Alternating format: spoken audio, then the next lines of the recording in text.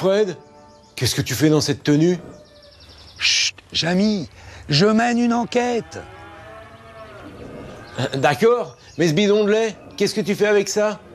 Je suis à la recherche de bonnes bactéries. Oui, oui, t'as bien entendu, des bonnes bactéries. On en trouve parfois dans les produits laitiers. Pas vrai, les filles? Il paraît que certaines participent à renforcer les défenses naturelles de notre organisme. Tu te rends compte? Elle est pas ici. Bah oui, je me rends compte. En fait, ce sont ces bactéries que tu cherches. On appelle ça des probiotiques. Seulement Fred, je suis désolé, il n'y en a pas dans le lait. Il va falloir chercher ailleurs. Attends, t'es en train de me dire que là-dedans, il n'y a rien? En tout cas, pas les bactéries que tu cherches. Bon bah, excusez-moi les filles, hein. Je vais mener mon enquête ailleurs. Salut! De toute façon, il serait pas allé très loin avec ces vaches-là. C'est pas des vaches laitières. Jamy, je crois que j'ai trouvé l'endroit idéal pour étudier nos défenses naturelles. L'Institut Pasteur de Paris. Je peux te dire qu'ici, ça ne manque pas de spécialistes du système immunitaire. Suis-moi. Eh ben Fred, t'as changé de tenue? Je trouve que c'est plus discret. Alors vous savez que nous avons des défenses naturelles qui nous protègent en permanence des agressions extérieures. Ces premières défenses, ce sont la peau, mais aussi par exemple les cils ou encore les larmes. Malgré cela, il arrive que des intrus, par exemple des virus ou des bactéries, pénètrent à l'intérieur de notre corps. Ces intrus sont minuscules. Pour les observer, on utilise un microscope électronique à balayage. C'est prêt, Stéphanie? C'est prêt. Regardez, sur cette image, on peut voir des virus en train de s'attaquer à une cellule humaine. Ils sont là, les virus. Ce sont toutes ces petites boules. Et là, ce ne sont plus des virus, mais des bactéries en forme de bâtonnets. Des bactéries qui, par exemple, peuvent provoquer des petits problèmes intestinaux. Alors, aussitôt que ces intrus, virus ou bactéries, pénètrent dans notre corps, c'est une véritable armée qui passe à l'attaque pour tenter de les détruire. Cette armée, c'est ce que nous appelons notre système immunitaire. Et elle est composée de soldats. Ce sont les globules blancs qui circulent dans notre sang et qui sont de véritables dévoreurs d'intrus. Regardez cette image impressionnante où on voit ce globule blanc participer à la destruction de cette cellule toute ronde qui est infectée par des virus. On ne s'en rend pas compte, mais cette armée passe son temps à nous débarrasser des intrus. Et sais-tu, Jamy, où les soldats sont les plus nombreux?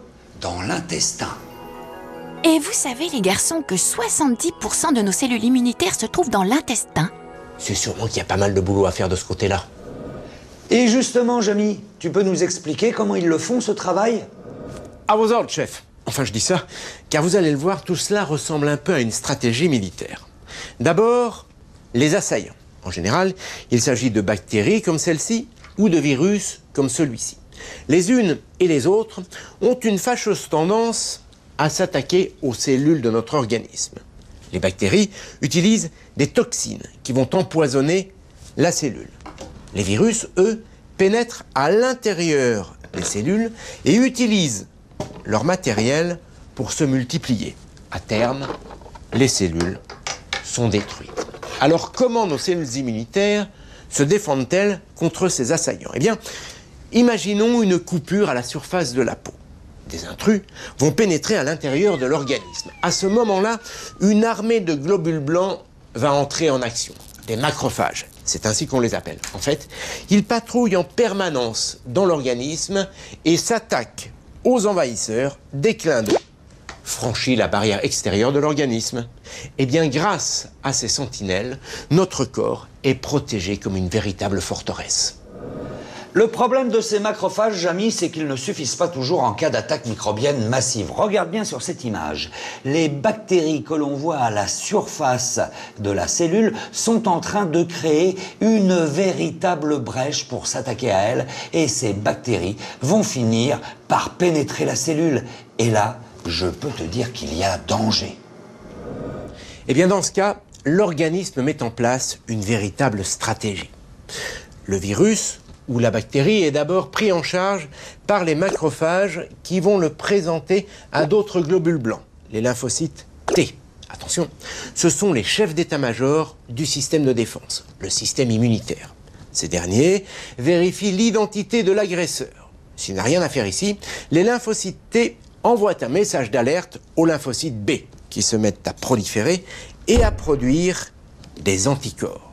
Ce sont en fait des sortes d'étiquettes qui vont se fixer sur les agresseurs. Elles vont permettre au système immunitaire de repérer plus facilement les intrus et de les neutraliser en attendant le passage des macrophages qui vont définitivement nettoyer le terrain. En fait, la grande force de cette machine de guerre, c'est qu'elle a de la mémoire. Elle va conserver le souvenir des microbes qu'elle a combattus. Ainsi, s'ils reviennent, eh bien, elle pourra ressortir les armes qu'elle a déjà utilisées pour les combattre et se montrer ainsi plus résistante. Au tout début de notre vie, cette belle machine de guerre est encore très fragile, car le système immunitaire évolue avec l'âge. Totalement immature à la naissance, il va se construire au rythme des contacts avec les microbes. Ainsi, les défenses naturelles des enfants sont nettement moins entraînées que celles des adultes. Avec l'âge, les barrières se révèlent également plus fragiles et on devient beaucoup plus sensible aux attaques extérieures. Mais ce n'est pas tout. Notre mode de vie exerce lui aussi une influence majeure. Une vie stressante, une mauvaise alimentation ou une trop grande fatigue contribuent à affaiblir notre armada de globules blancs, pourtant si efficaces en temps normal. Pour aider notre belle machine de guerre à se défendre plus efficacement contre les attaques incessantes de l'extérieur, il existe des gestes simples. Par exemple, il faut se couvrir quand il fait froid. Car avec le froid et l'humidité, nos défenses naturelles sont mises à rude épreuve. Du coup, elles laissent plus facilement passer les microbes. C'est logique, Jamy. Oui, avec ça, il va être au top, son système immunitaire. Et puis, il faut aussi penser à se laver régulièrement les mains. Car des bactéries mal intentionnées, il y en a partout, sur les poignées de porte, sur les robinets, sur les claviers d'ordinateurs. Et mieux vaut ne pas les ingérer, ces mauvaises bactéries, car elles peuvent faire beaucoup de dégâts au niveau des intestins. Tu vois ce que je veux dire, Jamy?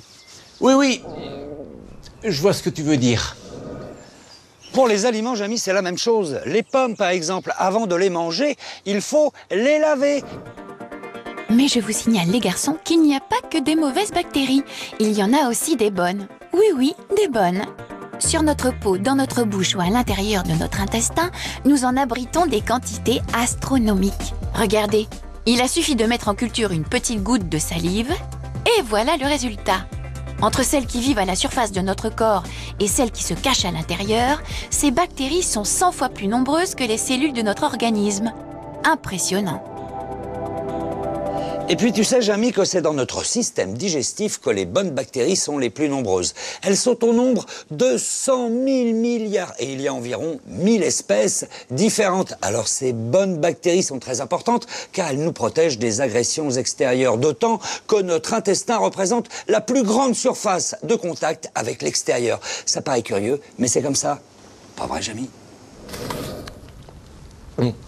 Quand on ingère des aliments, eh bien, on peut aussi avaler des microbes qui se trouvent dans l'air ou sur la nourriture.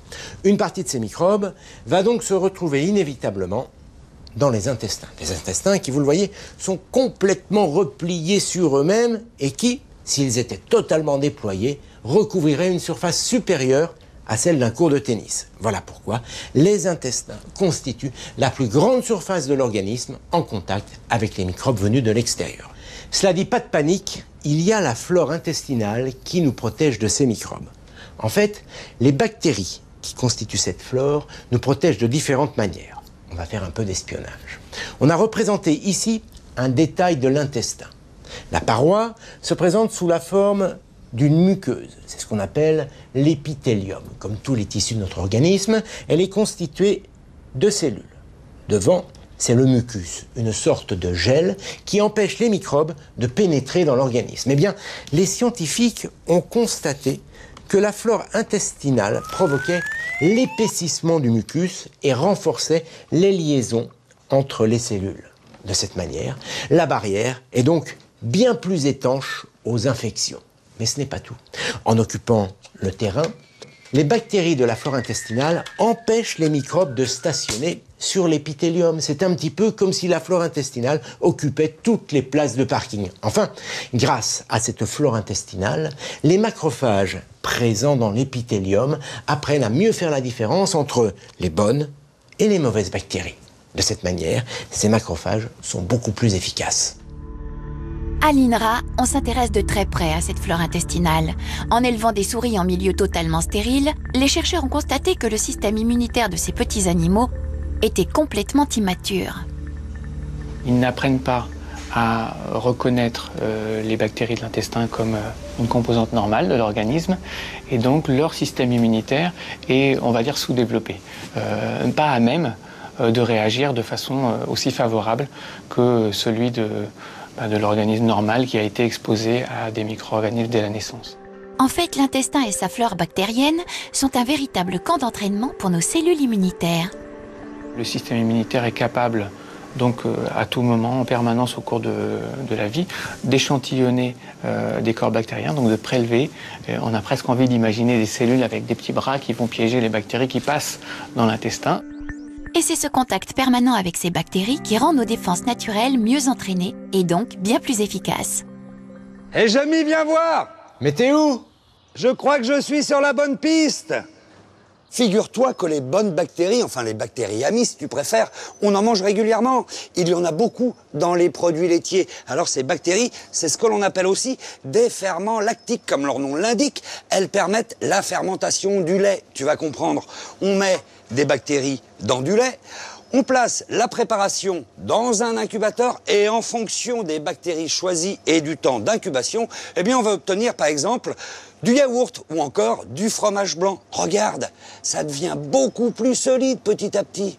Et là, je crois que nous touchons au but, car parmi toutes ces bactéries, certaines espèces ont des effets bénéfiques sur notre organisme. C'est ce que l'on appelle en langage scientifique des probiotiques. C'est aussi la définition donnée par l'Organisation mondiale de la santé. Alors la bactérie que l'on voit ici, elle porte un nom un peu compliqué, Lactobacillus casei defensis. Eh bien, il s'agit d'un probiotique qui participe à renforcer nos défenses naturelles. Mais dis-moi, Jamy, j'ai l'impression qu'elle ressemble à celle que tu m'as montrée tout à l'heure. Exactement, tu y es. Cette bactérie est un probiotique qui agit sur nos défenses naturelles. Comme les bactéries de notre flore intestinale, ce probiotique peut aider les lignes de défense de l'intestin. En effet, le probiotique va provoquer la stimulation des cellules immunitaires qui se trouvent à ce niveau. Or, je vous rappelle que 70% de nos cellules immunitaires se trouvent dans l'intestin. Concrètement, le probiotique va leur permettre de mieux faire la différence entre les bonnes et les mauvaises bactéries. Par ailleurs, si la flore de notre intestin a une petite baisse de régime, comme ça se produit après un traitement antibiotique par exemple, eh bien le probiotique peut prendre le relais en occupant très temporairement les places de parking laissées vacantes. Alors quand tout va très bien, ces petites bactéries ne changent pas fondamentalement la donne. En revanche, quand nos barrières naturelles ont un peu de plomb dans l'aile, eh bien, elles peuvent vraiment aider. Dans la famille des probiotiques, les plus connus sont les bactéries du yaourt qui aident l'intestin à mieux digérer le lait. Aujourd'hui, on sait que certains probiotiques ont en plus d'autres bienfaits sur l'organisme. Participer à renforcer les défenses naturelles, aider à réduire les diarrhées ou encore à améliorer le transit intestinal. Les effets bénéfiques de ces bactéries sur l'intestin intéressent certains chercheurs. À l'Institut Pasteur, on a constaté que Lactobacillus casei defensis était capable de calmer l'inflammation provoquée par une bactérie très agressive pour l'intestin. La question est de savoir si parmi ces micro-organismes qui ont l'air d'avoir des effets plus positifs dans certaines situations, on peut définir d'abord certains qui sont plus efficaces que d'autres et puis comprendre ce qu'ils font. Qu'il s'agisse de la flore intestinale ou des probiotiques, les bonnes bactéries pourraient être bien plus importantes pour l'organisme que l'on ne l'a supposé jusqu'ici. C'est une nouvelle frontière, même si elle n'est pas très ragoûtante, parce que c'est le tube digestif, c'est des microbes, mais c'est une nouvelle frontière à comprendre parce que ça a à voir avec les premières étapes de la vie, et puis probablement avec, je crois que c'est à l'essence de la survie des mammifères. Eh oui, foi de petite voix, Ces micro-organismes ont encore bien des secrets à nous dévoiler. Maintenant, Jamy, je vais te faire découvrir les trésors de ce laboratoire. Dans ces congélateurs, ce sont quelques 3500 souches qui dorment à une température de moins 80 degrés. Regarde. 3500 ferments lactiques. Ils ont été collectés un peu partout dans le monde et ils ne demandent qu'à livrer leurs secrets. C'est ici, dans ces laboratoires, que l'on fait parler les bactéries. Et on les observe de près. D'une part, pour essayer de découvrir les effets bénéfiques éventuels qu'elles peuvent avoir, notamment sur notre intestin, mais aussi pour vérifier qu'elles sont capables de résister aux assauts de notre système digestif.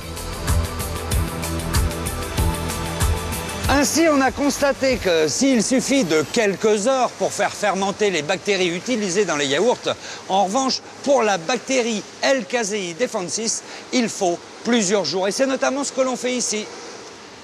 Plusieurs jours, c'est en effet le temps nécessaire pour que cette bactérie se multiplie, car il en faut beaucoup pour qu'elle soit efficace. Il faut en manger des milliards et des milliards. Ça paraît énorme comme ça, mais je te rassure tout de suite, Jamy, dans une petite bouteille comme celle-ci, il y en a au moins 10 milliards. Eh oui, car entre le point de départ et le point d'arrivée, c'est un véritable parcours du combattant. Les probiotiques doivent d'abord résister à l'acide chlorhydrique produit par l'estomac. En temps normal, il est censé dégrader les aliments que nous mangeons. Puis, ils doivent éviter les enzymes qui se trouvent dans l'intestin grêle. Ce sont des espèces de ciseaux qui découpent les aliments afin de les rendre assimilables. Bien sûr, beaucoup d'entre eux vont périr au cours de la bataille. Mais tous ne vont pas tomber au champ d'honneur. Et ils sont encore assez nombreux quand ils arrivent dans le gros intestin, là où ils doivent agir.